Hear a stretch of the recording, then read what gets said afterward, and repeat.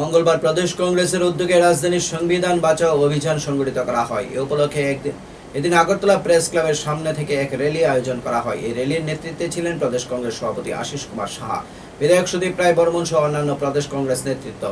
র্যালিটি রাজধানীর বিভিন্ন পথ পরিক্রমা করে ইনকাম ট্যাক্স অফিসের সামনে গিয়ে বিক্ষোভ প্রদর্শন করে। এই র্যালিতে প্রদেশ কংগ্রেস নেতৃবৃন্দ ছাড়াও বিভিন্ন জেলা এবং ব্লক থেকে আগত কর্মী সমর্থকরা অংশগ্রহণ করেন।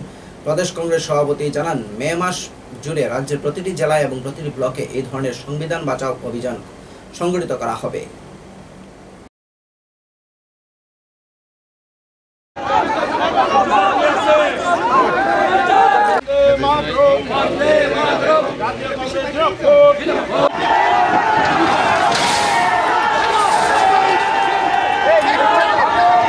সমস্ত রাজ্যে 27 থেকে 30 এপ্রিলের মধ্যে সংবিধান বাঁচাও অভিযান, এই অভিযান ত্রিপুরা রাজ্যে আজকে আমরা প্রদেশ কংগ্রেসের পক্ষ থেকে প্রেস ক্লাব থেকে বেরিয়ে ইনকাম ট্যাক্স অফিসের সামনে এক বিক্ষোভ কর্মসূচির মাধ্যমে আমরা সংগঠিত করতে যাচ্ছি।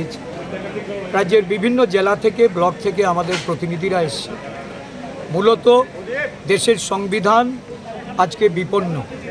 দেশের সংবিধানকে কাটাছেঁড়া করে বিলুপ্ত করার যে ষড়যন্ত্রে শাসক বিজেপি এবং তার সরকার সারা দেশের গণতান্ত্রিক বাতাবরণ, সাম্প্রদায়িক সম্প্রীতি, দেশের ধর্ম বর্ণ জাতের যে সংমিশ্রণ, এটাকে বিলুপ্ত করার জন্য কেন্দ্রের সরকার এবং বিজেপি দল, তার অভিভাবক আরএসএস যে প্রক্রিয়া শুরু করেছে, তার বিরুদ্ধে রুখে দাঁড়ানোর জন্য সর্বভারতীয় কংগ্রেস সভাপতি মল্লিকার্জুন খার্গেজি, আমাদের দেশের জননায়ক, এই সংবিধানকে বাঁচানোর লড়াইয়ে যিনি